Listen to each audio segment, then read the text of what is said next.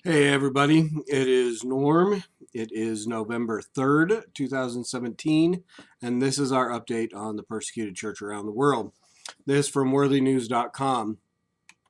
Officials and police in Tamil Nadu state, India, halt worship in 10 churches. Officials and police in Tamil Nadu state, India, have ordered 10 churches to discontinue worship services, sources said. Hindu extremists compelled state officials and police to issue orders to the churches in Coimbatore district to stop worship unless they obtain permission from the collector's office, and the extremists intend to target 20 others in the same way, church leaders said. It is a well-known conspiracy against the Christian community, as the Hindu extremists know that it is not easy to approach the collector's office for such permissions.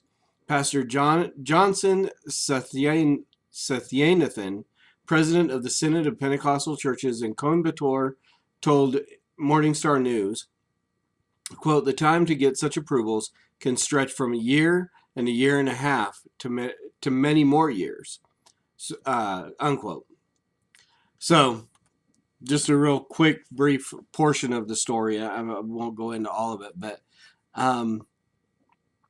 it makes it even harder for Christians when not only are there other religions, extremist Hindus and Islam and so on, coming against you to try to stop you from worshiping, but when they're able to influence the government to try to shut you down, it just makes things that much harder to be a Christian in some of these countries, to stand firm for your faith in Jesus Christ because of what he did for you. And again, that's the reason why. If these people over here were receiving the same garbage that Joel Osteen preaches, if he went over there and tried to preach your best life now, and then these officials and police and other religions came in to shut you down, half of those people would walk away because they'd say you're a liar.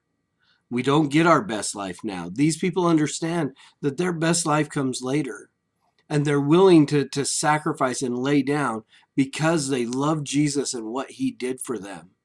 They're not in it for what can I get out of this, which is what prosperity gospel preaches, which is what Joel Osteen and Creflo Dollar and all these guys lay out of, well, if you do this, God's obligated to do that. God's not obligated to do anything. God is not obligated to save, but these people understand that God did. He paid the penalty for their sins so they can be saved, so that they can be reconciled to the Father, so they can have their best life later.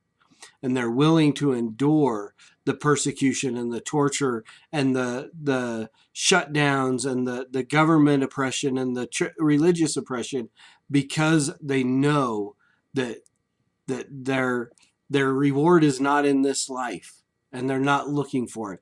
Yeah, God can bless us. God can give us blessings. I've been blessed.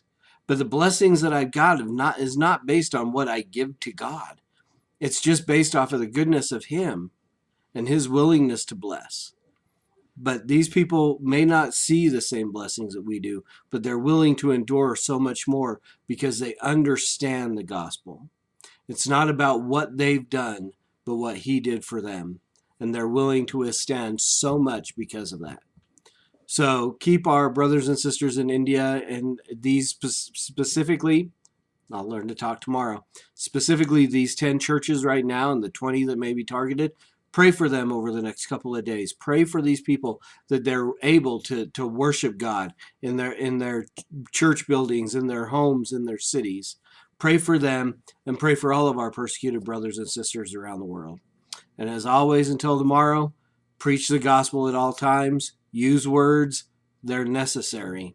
Till tomorrow, Soli Deo Gloria.